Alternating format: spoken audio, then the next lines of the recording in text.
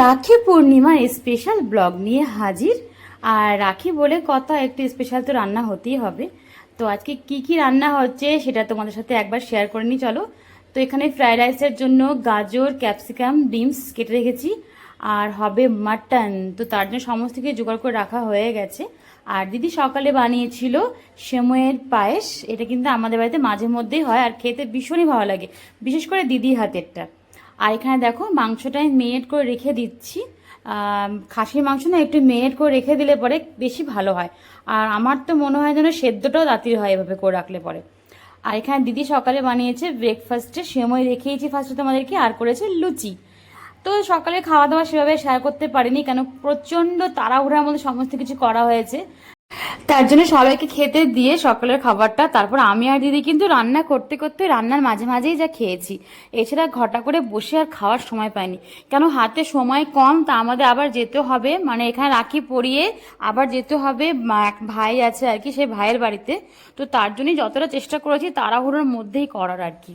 তো এখানে মাটন কিন্তু আমার ফোড়নটা ভাজা হয়ে গেছে।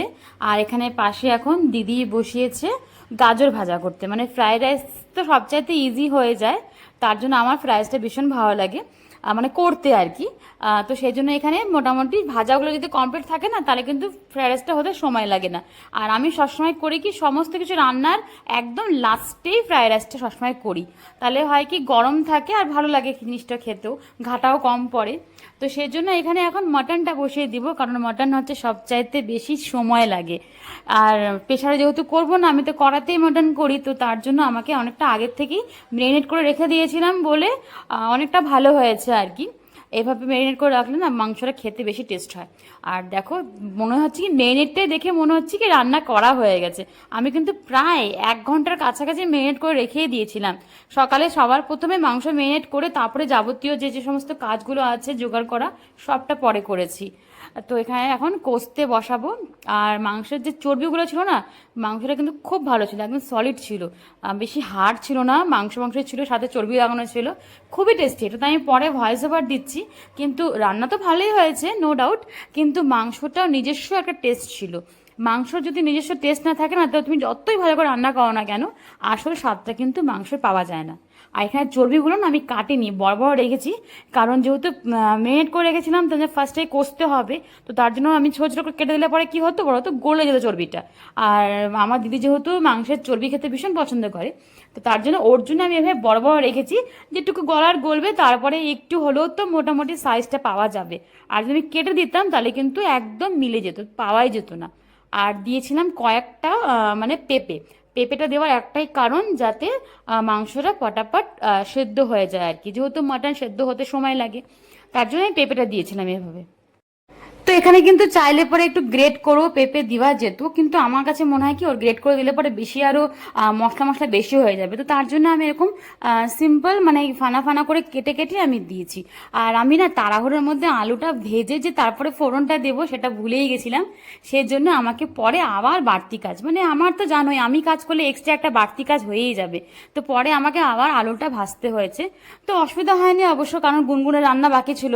তো তার জন্য আমি যেই কড়াতে আলুটা ভাজলাম, তো সেই কড়াতে আবার পরে দিদি গুনগুনের জন্য রান্নাটা করেছে আর কি। তো এখানে দেখো আমার কিন্তু মাংস প্রায় হয়ে এসেছে। আর দেখো কালারটা দেখেছো কি সুন্দর হয়েছে, দারুণ দারুণ কালার। মানে এ দেখো চর্বিগুলো দেখেছো তো, তোমাদেরকে এটাই বলতে চাইছিলাম যে চর্বিগুলো গলে না, মানে মাংস কষা হয়ে যাওয়ার পরও চর্বিগুলো এরকমই থাকে, যদি একটু বড় সাইজের দেওয়া যায় তাহলে আর কি। আর এখানে গুনগুনের যে রান্নাটা বললাম, ওকেও আজকে মাটনই দিচ্ছি।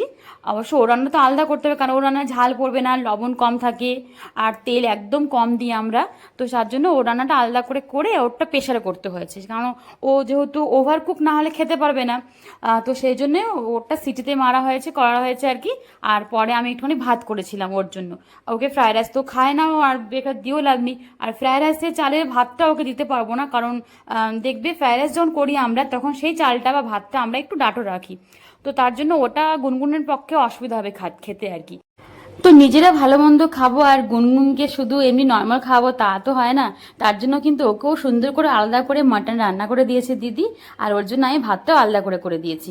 আর এখানে এখন বসাচ্ছি আমি ফ্রাইড রাইসের ভাতটা। তো আমি না চালটা আগের থেকে ভিজিয়ে রেখেছিলাম, চালটা আগের থেকে ভিজানো থাকলে কি হয়, ভাতটা ভালো হয়।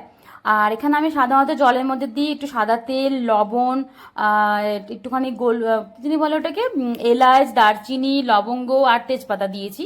এটা দিয়ে ভালো করে ফুটিয়ে নিয়ে তারপরে আমি জলটা দিয়ে দিয়েছি, সরি চালটা দিয়ে দিয়েছি আর কি। আর এইভাবে করি কি, আমি লবণটা এমন মাপের দিই, এতদিন ধরে করে করে না একটা আইডিয়া হয়ে গেছে। তার জন্য আমি পরে আর লবণ দিইনি ভাতে, শুধু চিনি অ্যাড করেছিলাম ফ্রাইড রাইসের মধ্যে। লবণটা আমি যা দেবার চালের মধ্যেই দিয়ে দিয়েছিলাম, মানে জলের মধ্যে অ্যাকচুয়ালি। আর এখানে রান্না করতে করতে আমি ভাবলাম কি, রান্নাঘরটা তো অনেকটাই নোংরা হয়ে গেছে, কারণ সকাল থেকে এক টানা রান্না হয়ে যাচ্ছে। তো সেই জন্য এখন রান্নাঘরটা একটু পরিষ্কার করে নিলাম। আজকে আর মুছবো না, আজকে ভালো করে সাবান জল দিয়ে ধুয়ে দিচ্ছি একদম সুন্দর করে। তো এদিকে একটা কাজ হয়ে থাকলো, আর এখন সবার লাস্টে করছি এখানে ফ্রাইড রাইস। ফ্রাইড রাইস তো সব কিছু ভাজাই ছিল, দিদি ভাজা করে রেখেছিল, তার জন্য আমার বেশি ঝামেলা হয়নি। জাস্ট ভাতটা উপর দিলাম, আর এখন এই যে একে একে সব যেরকম করার আর কি। অনেকটা এটা বিরিয়ানির মতন মনে হচ্ছে, কিন্তু না, বিরিয়ানি থেকে কিন্তু ফ্রাইড রাইস অনেকটাই ইজি, সিম্পল একদম। তো এখানে আমি না এবারে মশলা কমই দিয়েছি, সাধারণত আর একটু মশলা থাকে, কিন্তু ভাবলাম কি হালকা মশলা দিয়ে করা যাক, যেরকম বিয়ে বাড়িতে করে আর কি। আর এখানে এখন গুঁড়ো করে রেখেছিলাম চিনিটা, সেই চিনিটা দিয়ে ভালো করে নেড়ে চেড়ে, গরম মশলা দেওয়া বাকি আছে, আর এখন ঘি দেওয়াও বাকি আছে। আর যেহেতু মাটনটা করেছি একটুখানি স্পাইসি, মানে ঝাল ঝাল করে করেছি একটুখানি। আর মাটনে আমি মিষ্টি কোনো রকম ইউজ করিনি, চিনি ইউজ করিনি অ্যাকচুয়ালি, কারণ এক তো পেঁয়াজ দিয়ে করা হয়েছে, এমনিতেই মিষ্টি থাকবে, তার মধ্যে ফ্রাইড রাইস দিয়ে খাবো। ফ্রাইড রাইসটা তো মিষ্টি মিষ্টি করছি আমরা, কারণ আমাদের বাড়িতে না একটু মিষ্টি ফ্রাইড রাইসটি ভালোবাসে খেতে।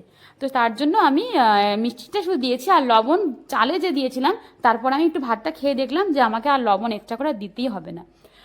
তো তার জন্য আমি লবণ দিইনি। এখন এখানে ঘি দিয়ে, মানে ফ্রাইড রাইসের যে আসল যে জিনিস সেটা হচ্ছে ঘি। ঘি গন্ধটা ভালো হলে কিন্তু ফ্রাইড রাইস খেতেও ভালো হয়। তো এখানে ঘি, গরম মশলা সমস্ত কিছু দিয়ে দিলাম, সব শেষে দিলাম ড্রাই ফ্রুট। অবশ্য ড্রাই ফ্রুটটা একটু কম হয়ে গেছে, আর একটু হলে ভালো হতো, কিন্তু যেরকম ছিল বাড়িতে সেটা দিয়ে করা হয়েছে, পরে আর আনা হয়নি অ্যাকচুয়ালি। তো সমস্ত কিছু রান্না বান্না করে এখন এই যে রেডি ফেডি হয়ে বসলাম রাখি নিয়ে। এটা হচ্ছে গুনগুনের রাখি, আর এখানে আমার যে এনটেস মোডে যাবো যে ভাইয়ের বাড়িতে, কাকুর বাড়িতে আর কি, সেই ভাইয়েরও রাখিগুলো এক জায়গায় নিয়ে নিয়েছি। তো চলো রাখিটা পরাই। তো রাখির যারা রান্না বান্না সমস্ত কিছু তোমাদের শেয়ার করে দিলাম, এখন শুধু শেয়ার করবো যে রাখি যে পরাচ্ছি সেটাই। হ্যালো এভরিওয়ান, তো welcome back to my channel. সারাক্ষণ পর তোমাদের কাছে আসার এখন সুযোগ পেলাম। তো মোটামুটি কি রান্না করলাম না করলাম সবটাই দেখিয়ে দিয়েছি, আর এখন হচ্ছে রাখি পরাবো। তো এখানে সব কিছু দেখো, এই যেখানে রাখি নিয়ে নিয়েছি, সমস্ত কিছু জোগাড় করা হয়ে গেছে। আর এখানে দাদাকে রাখিয়ে পরিয়ে তারপরে আমরা যাব। এক ভাই আছে, এনটিএস মোড়ে থাকে, এখান থেকে আমাদের এখান থেকে মোটামুটি আছে, একদম দূরও না আবার কাছেও না, তো সেখানে যাব। তো চলো রাখিটা পরিয়ে নিই, তারপরে তোমাদের সাথে একবারে পরে কথা হচ্ছে। আর আজকে সারাক্ষণ তোমাদের সাথে মানে কথা বলার সময় পাইনি, এত ব্যস্ত ছিলাম। এই এখনই ভাবলাম যে একটুখানি তোমাদের কাছে একটু ফেস দেখে একটু কথা বলে নিই। তো চলো রাখিটা পরিয়ে নিই, তারপরে তোমার সাথে পরে কথা বলছি। আর সকল দাদা ভাই যারা যারা আছে সবাইকে রাখি বন্ধনের অনেক অনেক শুভেচ্ছা। তো রাখির স্পেশাল ব্লগটা কিন্তু এক পার্টে হলো না, দু পার্টে করতে হবে, কারণ এখনো আমার দাদাকে রাখি পরালাম, এখনো ভাইকে রাখি পরানো বাকি আছে, সেখানে গেলাম, সেখানে কি করলাম না করলাম সবটাই শেয়ার করব, কিন্তু এক পার্টে না, সেটার জন্য একটু ওয়েট করতে হবে। তো আজকের ব্লগটা তোমাদের কেমন লাগলো, রাখি স্পেশাল যে রান্নাগুলো করলাম সেটা কেমন হয়েছে, বিশেষ করে আমার মাটনটা কেমন লেগেছে সেটা কিন্তু অবশ্যই জানাবে।